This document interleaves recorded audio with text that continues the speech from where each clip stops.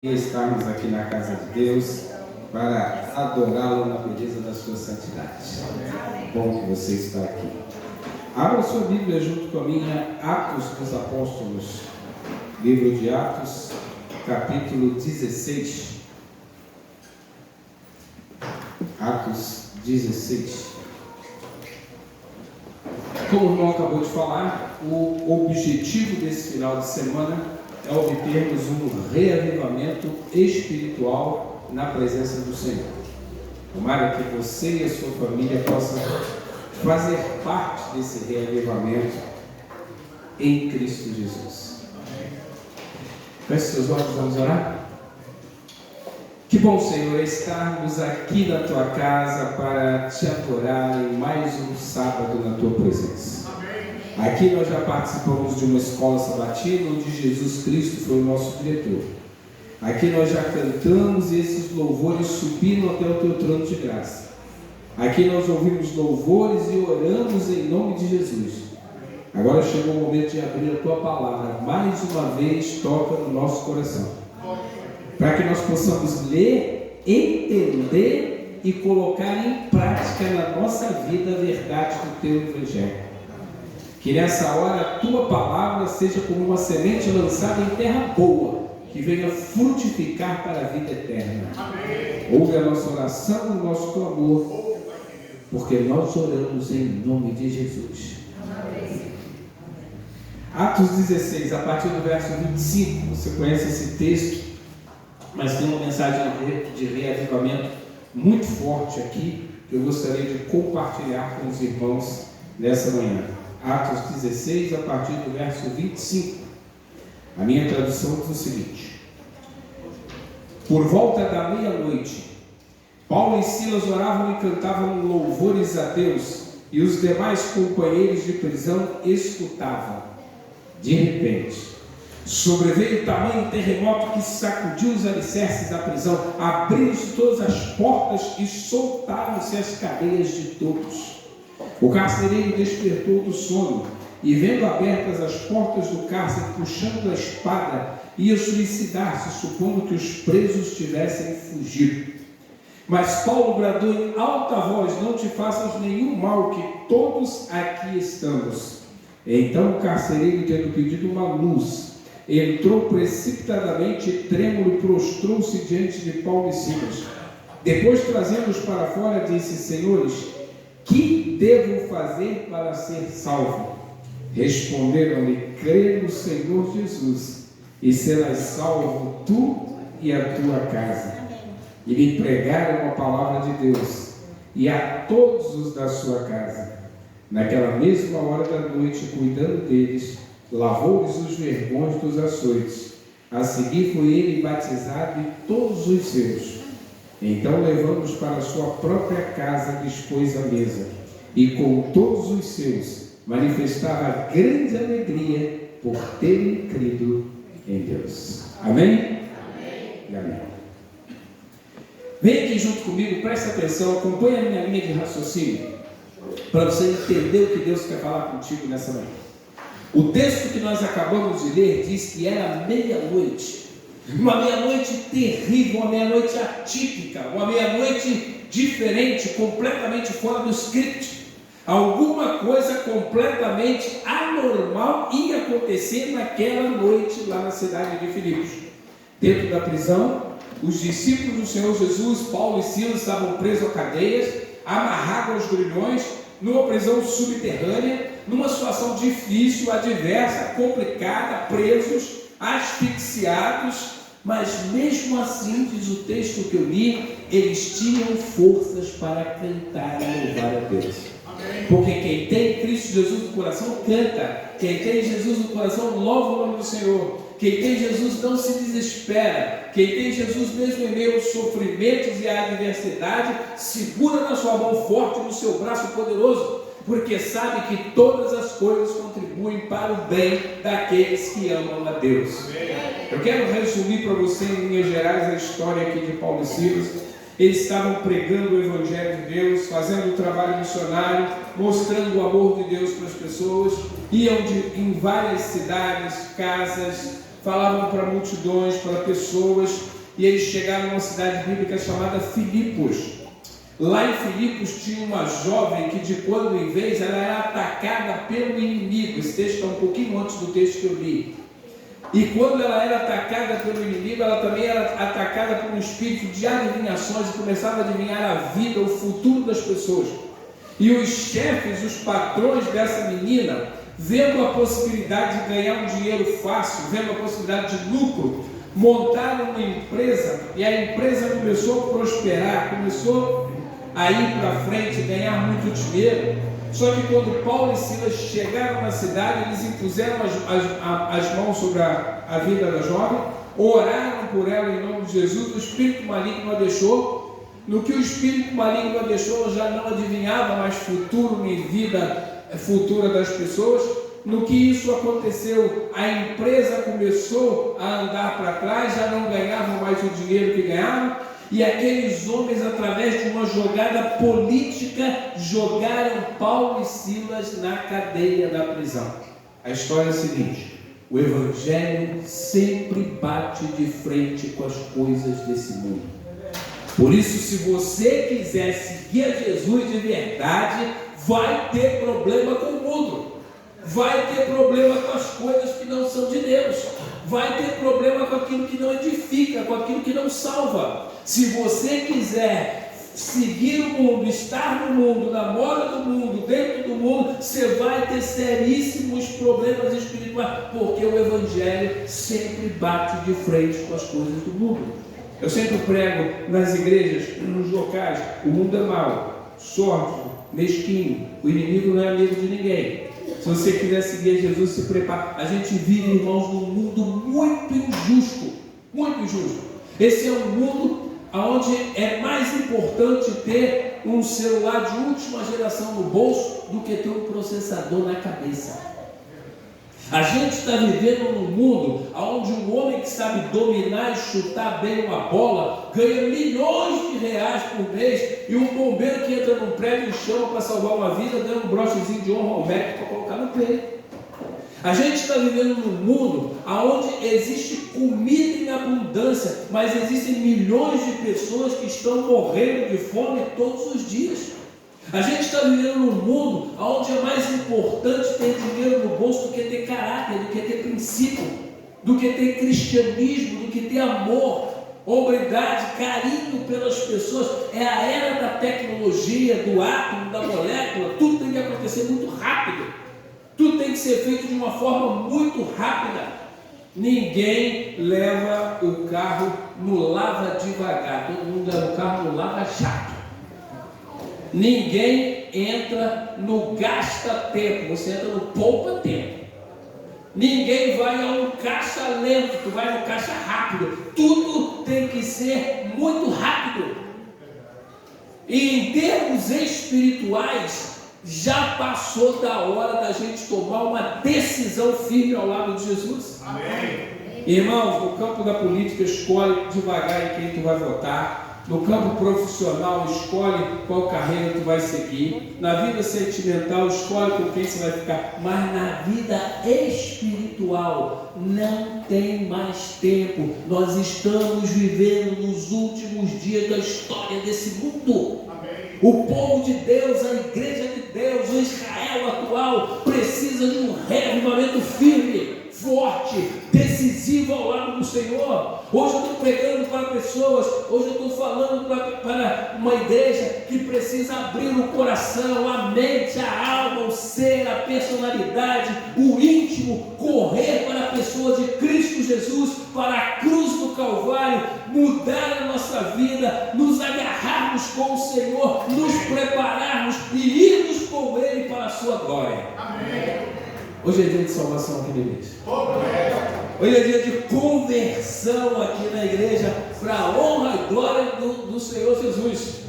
Se nós não formos para Jesus, para quem nós iremos? E se não for agora, quando é que vai ser? Esse é o povo do Senhor. É essa igreja, com essa igreja que o Senhor Jesus vai terminar a obra. Por isso a gente precisa de um reavivamento. Irmãos, eu como líder espiritual, pregador da palavra de Deus, Eu fico às vezes muito preocupado, porque a gente prega, fala, insiste que Jesus já está voltando. E a igreja entende isso. A gente fala que o diabo quer passar por cima da igreja como um rolo compressor. A igreja entende isso. A gente fala que é tempo de um reavivamento e que a gente tem que correr para a cruz do Calvário. A igreja entende isso, mas tem gente na minha igreja que, mesmo sabendo de todas essas verdades, ainda está preocupado com quem vai para a final no BBB. Gente, é hora de reavivamento na presença de Cristo Jesus. Amém. E é agora. Não é para amanhã, não é para o mês que vem, não é para o ano que vem. É para hoje nós sairmos daqui vivificados no sangue do Cordeiro de Deus. Amém. O texto me diz que Paulo e Silas estavam numa prisão sem ar, numa prisão subterrânea, numa situação complicada, adversa, difícil, não era fácil não. Eles não murmuravam, eles não reclamavam, eles não choravam. Eles não colocavam o sofrimento e a dificuldade que eles estavam passando na conta de Deus. Eles não abriam o céu e começavam a reclamar com Deus, questionar Deus. A Bíblia diz que eles cantavam, que eles louvavam, que eles glorificavam o nome de Deus. Meu irmão, não importa a situação, o problema e a dificuldade. Nessa manhã nós viemos aqui louvar e glorificar o nome de Deus. Amém. E o texto bíblico me diz que enquanto eles cantavam, louvavam, glorificavam, davam graças ao Senhor, Deus, na sua infinita misericórdia, permitiu que um terremoto sacudisse os alicerces da prisão. A terra tremeu, as cadeias viraram manteiga, caiu tudo, diz a Bíblia. Olha o que eu vou pregar. Se tem alguém aqui nessa manhã hoje preso pelas cadeias do pecado, vai cair em nome de Jesus. Jesus é aquele que quebra correntes.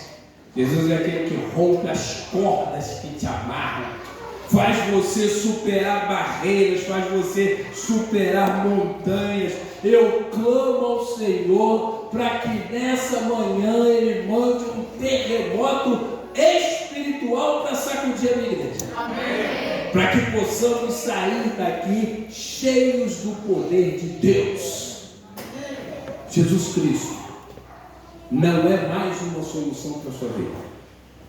Jesus Cristo não é mais uma saída para a sua vida.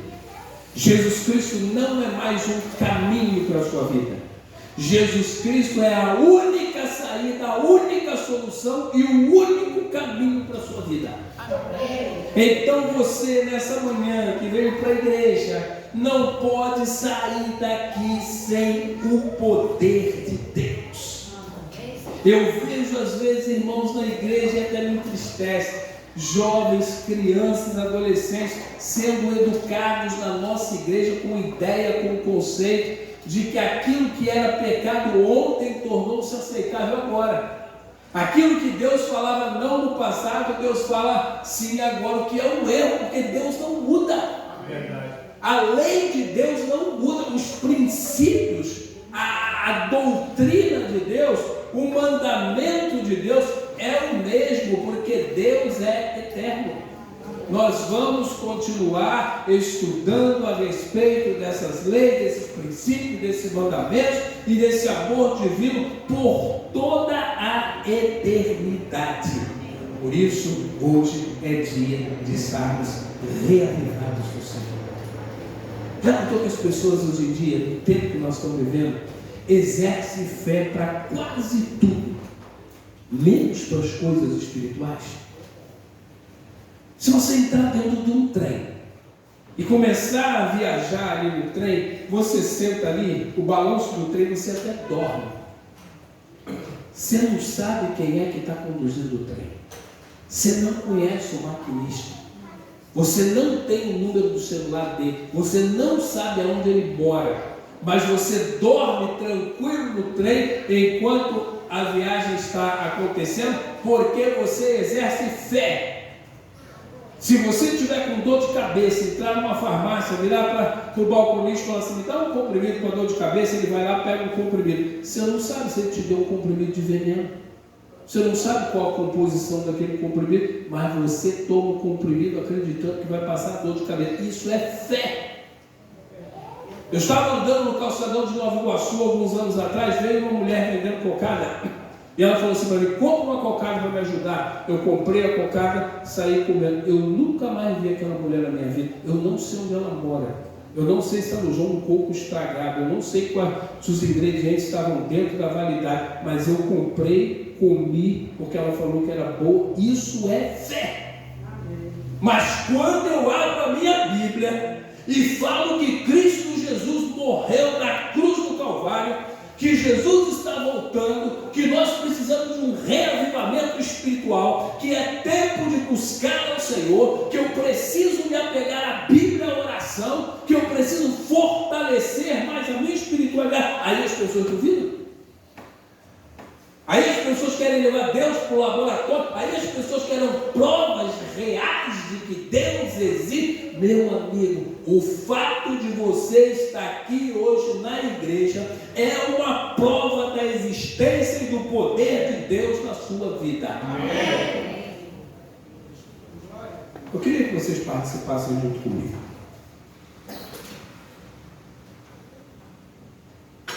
Fazer 3 perguntas para vocês. Sejam sinceros, depois vocês vão entender o porquê. Primeira pergunta. Cachorro de rua. Quem aqui na igreja alguma vez na vida já correu de um cachorro de rua? Levanta a mão, deixa eu ver. É um número considerável.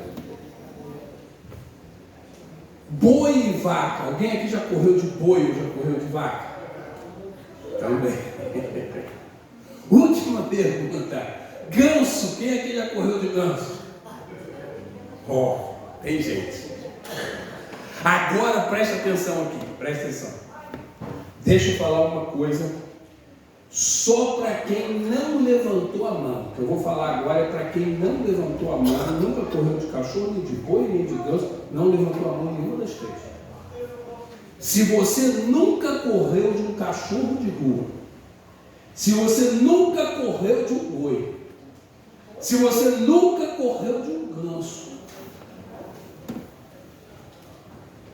tu não teve infância. Eu acho que tu nem viveu. Tu tinha que ter corrido de um cachorro de rua na sua... Irmãos, quando eu era criança, minha especialidade era correr de cachorro de rua. Porque quem correu já de cachorro de rua, de boi de ganso, vai concordar com o que eu vou falar agora. Quando você está correndo de cachorro de rua, você passa por cerca de arame farpado e não percebe. Você pisa na lama, sai todo sujo e não sente. Você entra no quintal do vizinho sem saber, ele te xinga, tu não escuta. De repente, do nada, tu olha para trás, o cachorro já parou de correr há muito tempo. Mas você continua correndo, porque é adrenalina, é medo, é estresse, é preocupação, é ansiedade, é um misto de um monte de acontecimentos acontecendo tudo junto. Agora entenda por que eu falei tudo isso. Porque o inimigo é um cachorro louco, um boi bravo, um ganso desenfreado, que corre atrás de você 24 horas por dia. Não dá trégua, não dá descanso, não dá paz. A única salvaguarda que eu e você temos é estarmos escondidos na pessoa de Cristo Jesus.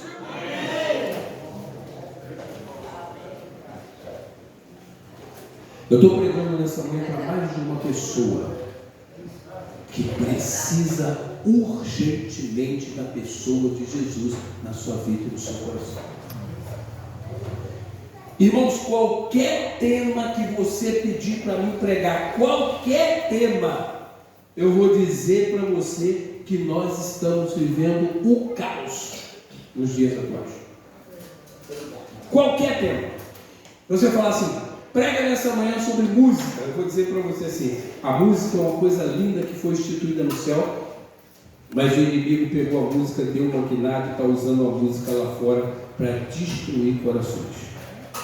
Se você falar assim, prega sobre literatura, eu vou dizer hoje que a literatura está completamente inundada, corrupta, acabada por um monte de coisas que não prestam, por um monte de sites e de coisas da internet que você vê que te levam para a perdição. Se você falar assim, não, prega para mim sobre jovens, eu vou dizer que os jovens estão envolvidos em cenas de sexo, delitos, promiscuidade, um monte de coisa que não presta, vícios, e só Deus para salvar essa juventude. Se você falar assim, não, prega para mim sobre família, eu vou dizer que a família é uma instituição divina, mas hoje os tribunais e as pessoas responsáveis por divórcio têm que trabalhar em tempo extra porque não dá conta da quantidade de casais que querem se separar. Se você falar assim para mim, prega sobre igreja, eu vou dizer que a igreja é de Deus, mas as pessoas estão usando a igreja como multinacionais da fé e estão montando empresas disfarçadas de igreja. Se nós não tivermos ciência e consciência que a gente precisa de um reavivamento espiritual, estaremos perdidos, irmãos. É bonito, é poético, é bacana, é interessante falar que Jesus já está voltando. Mas o mais importante é estar preparado para nos encontrar com Ele. Amém. Eu estou pregando para uma igreja que precisa estar preparada para se encontrar com Cristo Jesus. O texto bíblico diz que quando o carcereiro viu o terremoto que aconteceu, que as cadeias caíram, ele achou que os presos tivessem fugido. Ele se desesperou, pediu luz, porque ele precisava de luz. O mundo precisa de luz. E Jesus Cristo, diz a Bíblia, é a luz do mundo. Então a minha igreja precisa acordar. Precisa deixar a apatia, a letargia, a mornidão. Precisamos promover, como estamos promovendo esse final de semana, um reavivamento na presença de Deus, irmãos. Atitude. Vou colocar uma outra situação para vocês participarem aqui junto comigo. Vamos supor que alguém aqui na igreja está fazendo aniversário. Aí a igreja faz um bolo. Aí canta-se parabéns. Aí depois do parabéns, alguém da igreja fala assim, agora vamos ver para quem o aniversariante vai dar o primeiro pedaço de bolo. E aí surge aquela expectativa, para quem é que vai o primeiro pedaço de bolo? E um olha para o outro, que olha para o outro, olha para... Mas pensa junto comigo. O primeiro pedaço do bolo é diferente dos restantes do bolo? Não. Porque tudo é bolo. O primeiro pedaço de bolo tem um sabor diferente dos outros? O primeiro pedaço de bolo vai fazer um efeito no estômago diferente do restante do bolo? Aquilo tudo é quem comeu o primeiro pedaço ou quem comeu o último pedaço vai comer bolo do mesmo jeito. Então por que aquela expectativa, aquela curiosidade, aquela ansiedade, aquele aparato todo para saber quem vai ganhar o primeiro pedaço?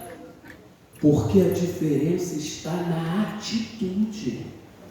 A diferença está no carinho, no amor, no afeto. Não é o bolo é o mesmo. A diferença está na... Irmãos, a igreja é a mesma, desde os dias de Ellen White, desde o tempo dos apóstolos. A diferença tem que estar na nossa atitude, tem que estar no nosso carinho pelos irmãos, no afeto que nós temos, na comunhão que nós vivemos, na vontade de representar Cristo Jesus. Cristianismo é atitude. As pessoas às vezes querem entender cristianismo de fora para dentro. Não, cristianismo é de dentro para fora. Eu não posso dar aquilo que eu não tenho. Então, para me pregar Cristo Jesus, mostrar Cristo Jesus, anunciar Cristo Jesus, eu preciso estar cheio do amor e do poder de Deus. Por isso, a nossa necessidade é de reavivamento espiritual. Eu quero entrar na parte final aqui, que eu quero analisar duas coisas com os irmãos. Primeira pergunta que o carcereiro fez, Atos 16, verso 30. O que devo fazer para ser salvo? E depois a resposta dos apóstolos: crê no Senhor Jesus e serás salvo tu e a tua casa.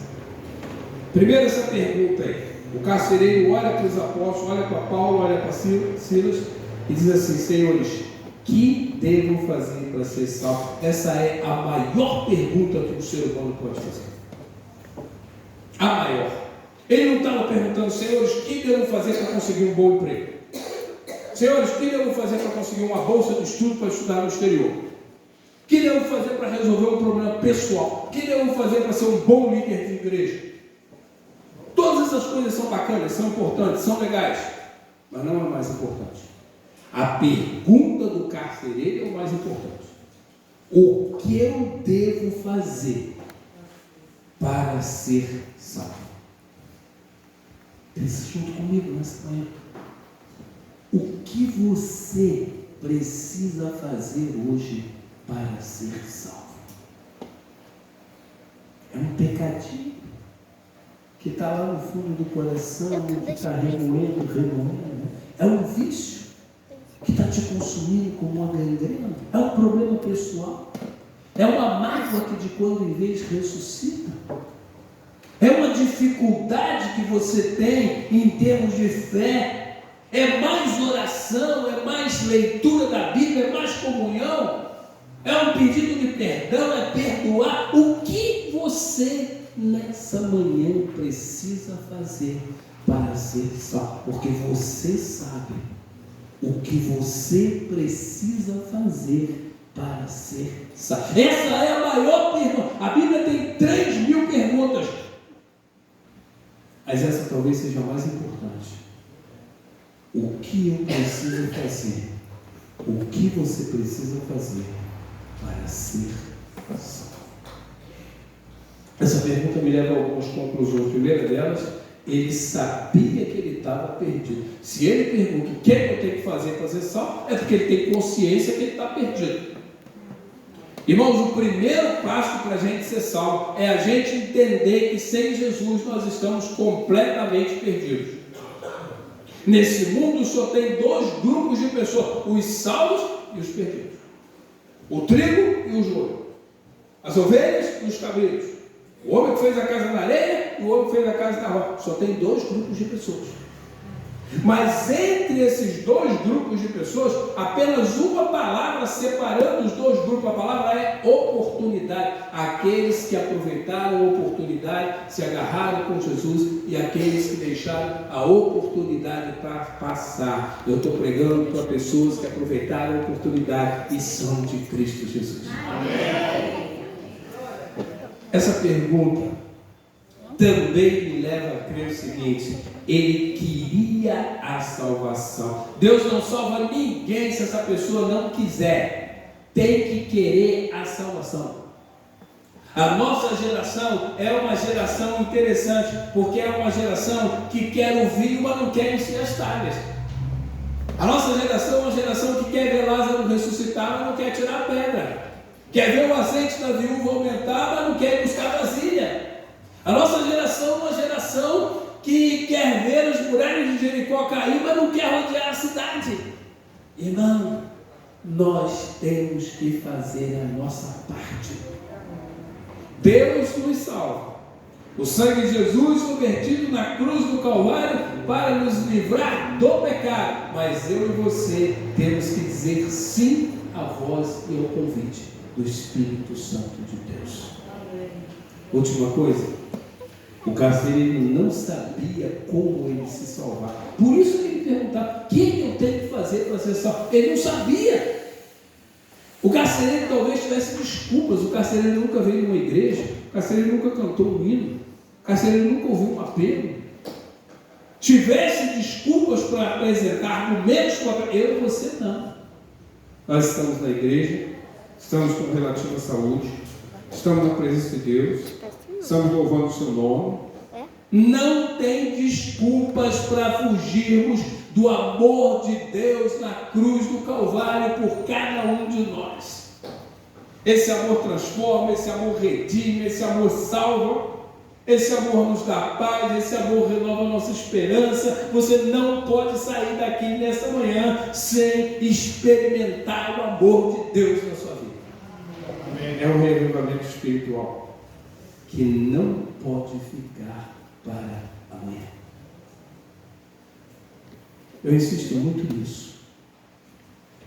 A decisão que nós temos que tomar ao lado de Cristo tem que ser hoje. Tem que ser agora. Tem que ser já. E aí vem a resposta dos apóstolos, Atos 16, verso 31. Crê no Senhor Jesus e serás salvo tu. Essa é a essência do Evangelho. Não tem nada mais importante do que isso. Por isso insisto, não podemos deixar o Evangelho de Deus, o convite de Deus, o chamado do Espírito Santo para amanhã. Irmãos, eu vou contar uma experiência da minha vida para você, para a gente encerrar esse culto.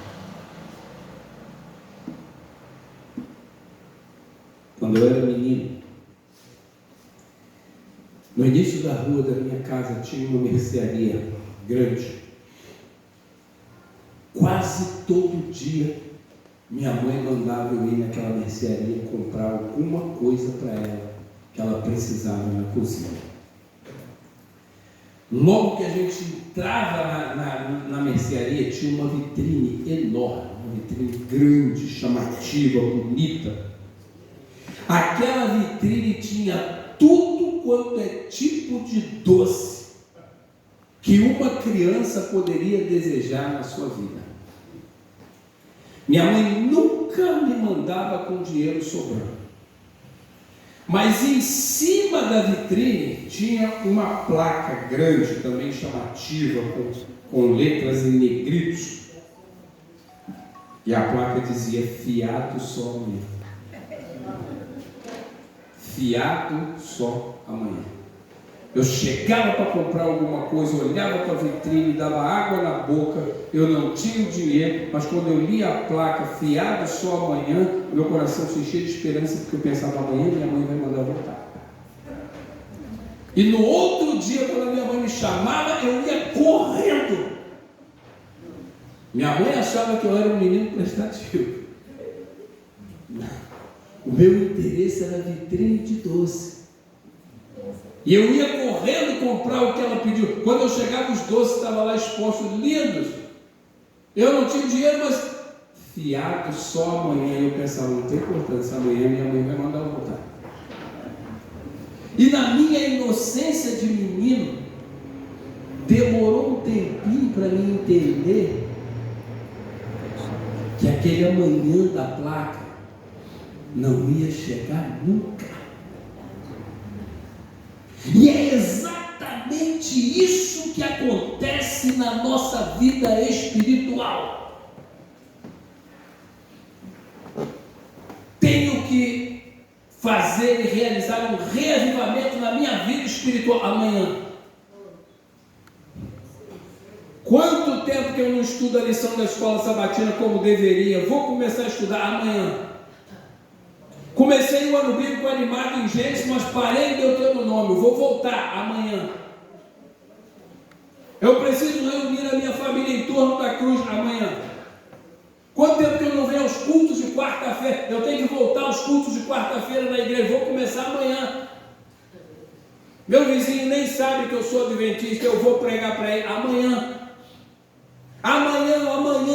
E esse amanhã, como o amanhã da placa da mercearia, não vai chegar nunca.